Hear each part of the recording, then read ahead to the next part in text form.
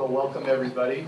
We're going to call this the jam band session of we've been joking about our favorite jam bands, but thank you everybody for being here today. I think it's been a really great morning. My name is Bob Underwood. I'm the Director of Programs for FINOS, and I'd like to introduce Amber. Hi, my name is Amber Baldet, and I'm co-founder and CEO of Clover. So we're going to jump right into it. Amber is off to Boston, so she's going to catch a flight, so we're going to jump right into this. So Amber, you spoke last year at the Open Source Strategy Forum in New York. Can you give an update as to what you've been up to? Any changes, new things you've been working on since we last spoke? I see. I apologize, I can't speak to you people because the mic is this way and it will lose me, but I'm thinking of you fondly on that side of the room. So last year I was speaking about JP Morgan's open source program and how blockchain specifically was being a success story for the bank in furthering the technical and business goals of the organization, and also kind of the beginning of FINOS. And so that's been a great journey, and they're working on Quorum at the time, which is, if you're familiar with what's happening out in blockchain land, is a privacy-preserving, enterprise-focused version of an Ethereum blockchain. And that project continues to go great. It's open sourced, and there's a growing community building projects on it. But since then, I did transition to Clover, which I co-founded with Patrick Nielsen, who was the lead engineer for that project. And since then, we are working on more industry-agnostic developer tooling for building decentralized applications. We can talk more about what that means. But Quorum is still a part of that. We're building on top of Quorum, but also public Go Ethereum, Parity, Polkadot, a few other things, code bases, and also some non-blockchain things, which is interesting. So that's great. Now, I also understand that you're on the board for Zcash. Can you tell us a little bit about what that's all about, and how does that fit in? Because we've been reading all this stuff about zero knowledge proofs, or some of us have, and how does that all fit in? Because I'm hearing about zero cash proofs, and I kind of think I understand it, but a little bit. But you're involved in that. But how does that all fit into some of the stuff you're doing? What you're thinking about? Well, I think even the mathematicians and cryptographers that work on zero knowledge proofs only kind of understand what zero knowledge proofs do, so they're kind of referred to as moon math. But yeah, one of the things that we had done while at JP was releasing the first enterprise-grade production version of a zero-knowledge token that was stored on a blockchain. So to be clear, I'm on the board of the Zcash Foundation, which is it's a nonprofit, and the nonprofit serves as a governance check on the Zcash company, which is a for-profit organization. And so the work that we had done previously was about figuring out how you could shield some information about what's happening with these various crypto tokens. Privacy in general is just a huge problem. People have this impression that blockchains and crypto assets are private because they've heard about the anonymity properties of Bitcoin. But actually, the ledger is entirely transparent, and that causes huge problems if you want to do anything that is of business value or has your kind of proprietary secret sauce in there, let alone moving our national economy onto Twitter for your bank account. So, the principle of Zcash itself is to create a more private, fungible token version of something like Bitcoin, and the work that we had done while at JP was to make that apply to business logic as well. So going forward, what we're working on really is about fostering financial privacy and freedom on the internet. So the nonprofit foundation is a little closer to something like the Electronic Frontier Foundation, and I also work with the Human Rights Foundation. When we talk about banking the unbanked and extending financial services globally, it matters what kind of services we're providing to people as to what the next generation of finance looks like and whom it serves. So it sounds like privacy is really important. So as we think about a financial services audience and the industry as a whole, what are some other things that you think financial services is going to need, both generally but also as it continues to look at not just blockchain, but just other decentralized technologies in general?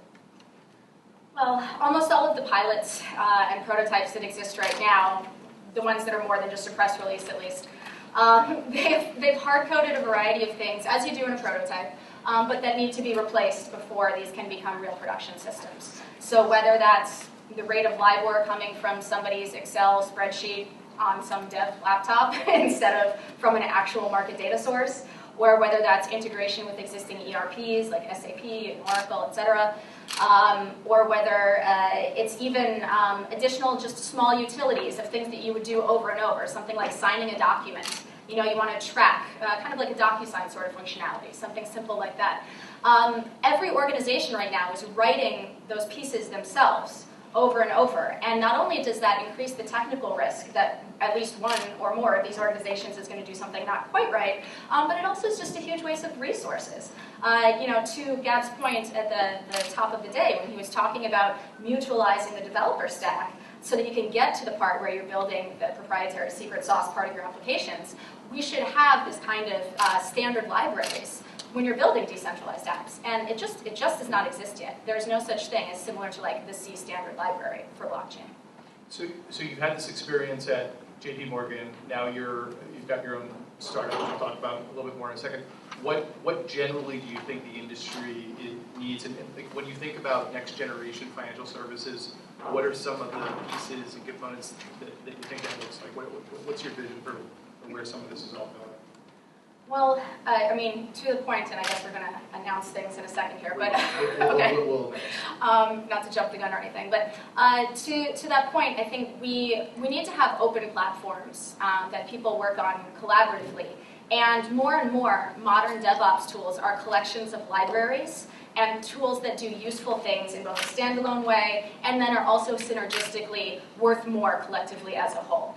And so having choices for all the financial institutions as they build applications, rather than saying, we've picked this stack and it's turtles all the way down, and like if they haven't made that library yet, like we're screwed. You want to have this kind of open place where there's choice. And while free consulting services up front have been a huge catalyst in exploration of blockchain technology for both financial services and other industries, in the longer term, we don't want those choices to just be recreating the same kind of vendor sticky solutions that we have. Open sourcing a community version is not the same thing as a true open source framework. So we are here to announce that we're doing a new decentralized ecosystem growth program. So that's a great teaser. And we're going to start that off with some initial contributions over the next few months from Clover. But why don't you talk a little bit about what Clover is up to, because there's a lot of buzz about Clover and what you're up to, and I've heard some different comparisons of what it is. So tell us a little bit about what Clover is, because it sounds really exciting and cool. I think it sounds awesome. Yes, to all of the things that I mentioned previously about needing to replace all these things that are hard-coded hacks right now with real strategic solutions. Where those things are financial industry specific, I'm happy to open source those things through FINOS. But what we are building is industry agnostic and is more akin to, or hopefully what we can catalyze, is a transition metaphorically from, I don't know if anyone here remembers something like Cold Fusion and CGI bin back in the 90s. I do. Yeah. I do, absolutely. It's right in your wheelhouse. I am old. But the transition to something like Heroku plus Ruby on Rails was a huge catalyst for getting the Main Street kind of businesses to register their first .coms. The ability to have reusable e-commerce toolkits was a huge catalyst. And after that, you got things like Stripe that continue to kind of be disruptive. But right now, only 1% of businesses have the money to afford to experiment and innovate when it comes to building decentralized systems or blockchain applications.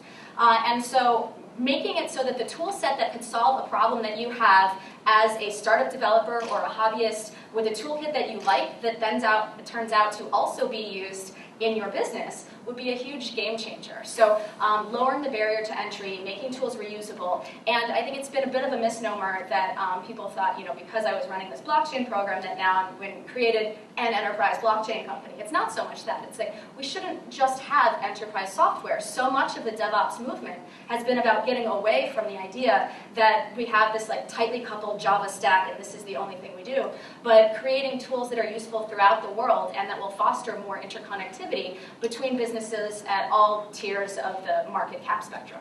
So it sounds like what Clover is doing is not specific to a particular blockchain or particular technology. Is that, am I getting that Or right? even just to blockchain, yeah. Or even just the blockchain, okay. All right, I mean, what we're trying to do at Clover is a little different than where we'll focus with FINOS probably, but what we're working on doing is helping people build applications that challenge existing business models and the power structures that those business models facilitate. You know, I'm looking at you, surveillance capitalism. And also let people build applications that foster human consent and put privacy first. So I know that's a hard sell for enterprise banking probably, but it's going to become more and more apparent, I think, as entities like Google and other data aggregators become the main institutions that have so much of the world's data that it is becoming harder and harder to compete and drive business value from data-driven products. So right now, top-tier institutions, Fortune 10, maybe Fortune 100 companies, are able to keep up with that data war, but even that is becoming more difficult, let alone for Tier 3 or Tier 4 organizations.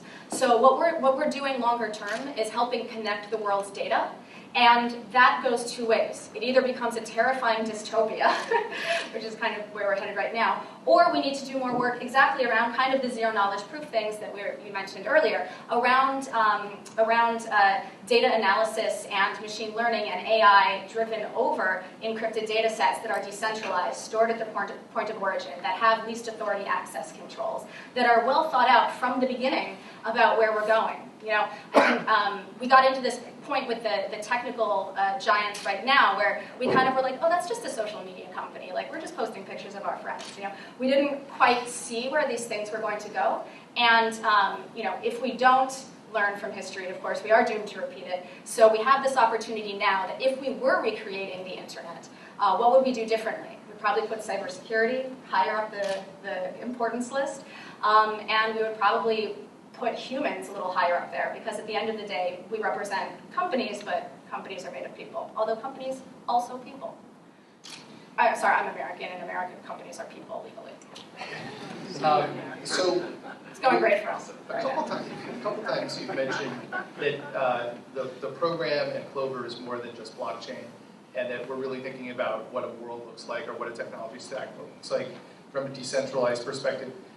Can you just maybe elaborate a little bit on that? Because why is just decentralized more generally important? I know, you know, you, like myself, is a fan of Timothy Berners-Lee and some of the things that he's been talking about. So, why should we be focused on decentralized more broadly rather than the hot or maybe not hot right now area of blockchain? Well, I mean, you certainly wouldn't want to put all the world's data on a blockchain. That's not a great idea, even if you do just think of it as a slow database.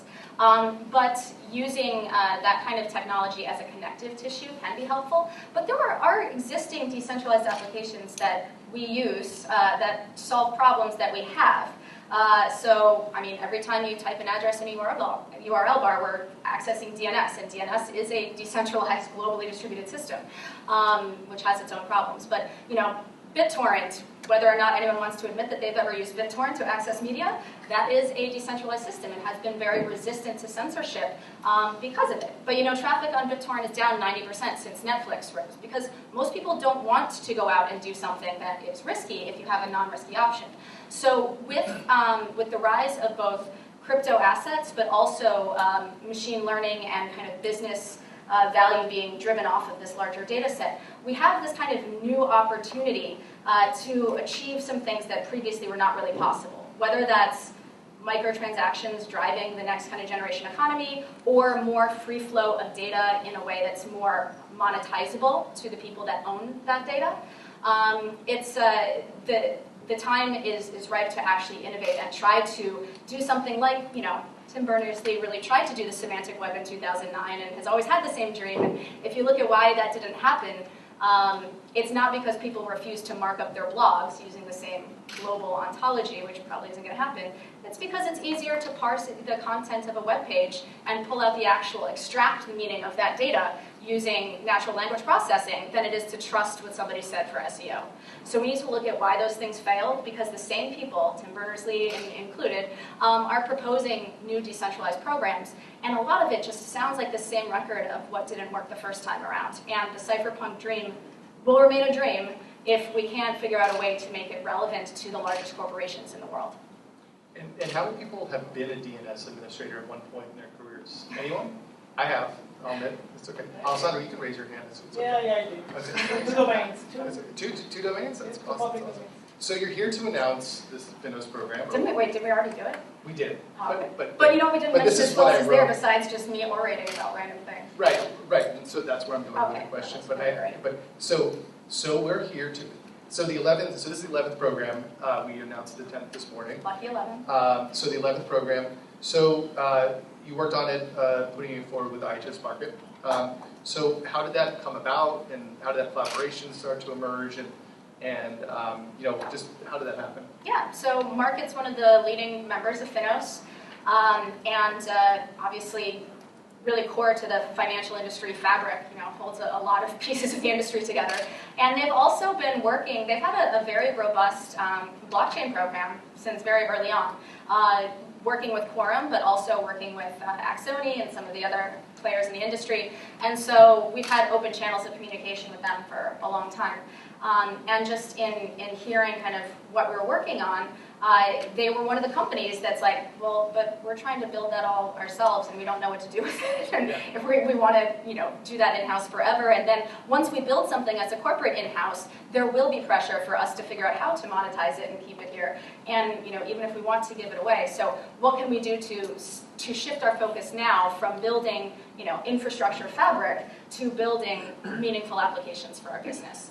And so those kind of stars aligned, and there's other both FINOS members and some startups and some nonprofits that are working in this area that I think will all kind of come together in the Decentralized Ecosystem Growth Program shortly. But today we were just wanted to announce Market since they're our sponsor, and me since I'm here. Yeah, I remember one of my first meetings when I joined FINOS with Frank, who some of you know from IHS Market. We got into a very lengthy conversation on monads, so I knew I was in the right place. So it's a shout out to everyone psyched about monads. I had to get that reference in there. So Haskell. Haskell. Yeah, check it out. Type systems, they're great. How do you see this program? So you mentioned a couple other consortia. How do you see this program and just sort of FINOS generally, but particularly this program within FINOS? How does this going to fit in with the other sort of, if not Galaxy, at least the solar system, our mutual Carl Sagan there too. How are we going to fit in with the other things that are going on? Yeah, I mean, if you follow the insider baseball of the whole enterprise blockchain arena, you'll know there's no shortage of existing consortia for this. So whether it's Hyperledger or the Enterprise Ethereum Alliance, there's others, I guess. I think that it's a fundamentally different thing. First of all, it's not a sexy name, Decentralized Ecosystem Growth, I get that. But it was intentionally chosen, number one, because it's not just about us doing blockchain use cases. And number two, because it's about growing this entire ecosystem of people that want to contribute and can do something useful with these sorts of technologies together. So it's not about supporting a specific vendor stack. It is not about selling one product over another product. It is about building open source code, not about creating PowerPoints and PDFs of standards. It's a code contribution driven kind of program. And that said, I also kind of take offense to the term duocracy, just for what it's worth, because I think we do end up in a situation where larger companies that decide to throw resources at something end up doing more and then take over things over time to the detriment of smaller voices. So making sure that what we're doing is growing the pie and not just aggregating more and more of the pie to a smaller number of participants is important. We'll figure out what that means governance-wise.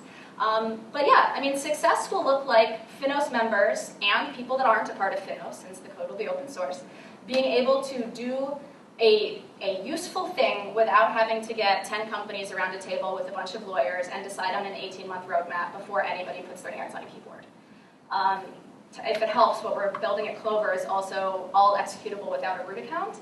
So, whether or not that helps enterprises, I don't know. But yeah, we want to make it easy for people to experiment and play and build things that aren't just useful because a startup, read a Wikipedia page about trade finance and thinks now they're going to go revolutionize the industry. We need people that are embedded, that understand both the business challenges and the technical challenges to making this real.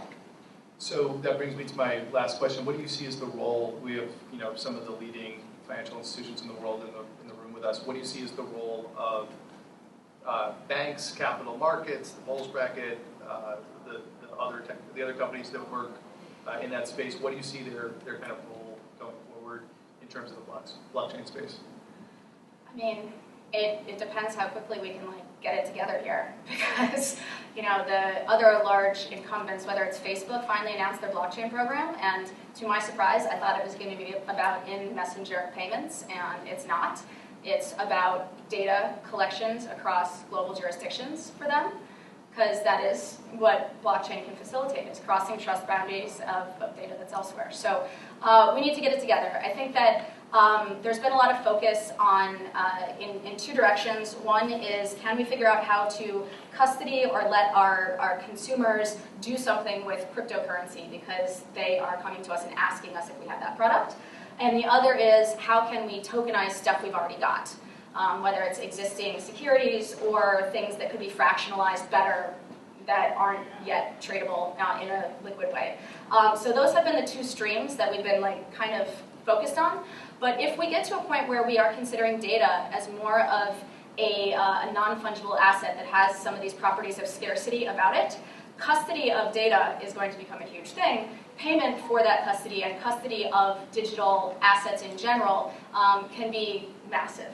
So there's so much business to be done if we're beginning to kind of redefine what finance means more broadly as the line between data and money begins to just kind of fall apart. That's interesting. And then also we just have this huge influx of consumers coming in that have a different idea about what financial services should provide for us. So making sure that we're meeting that kind of next generation with the types of assets that they want to bring in to the bank for the entire life cycle, the entire financial life cycle we have to get on that now. Great. So, like I said, Amber has to get to Boston, but we'll probably have time for 2 questions if someone would like to ask a couple questions. All right, great. Here we go. I'm going to do this for those of you who are from the United States. This is going to be like Phil Donahue. If you're not from the United States, you don't know what I'm talking about. So, here you go. I just wanted to go back to your earlier comment about the anonymization of transactions. One of the biggest challenges most banks have is the regulatory oversight they need to apply to make sure that illegal things aren't happening. How do you see that working if you don't have the data? All right, I don't need that. So you should have the data that you need to perform the analysis that you need to. I think there's a bit of a misunderstanding about how privacy and anonymity needs to work in these systems.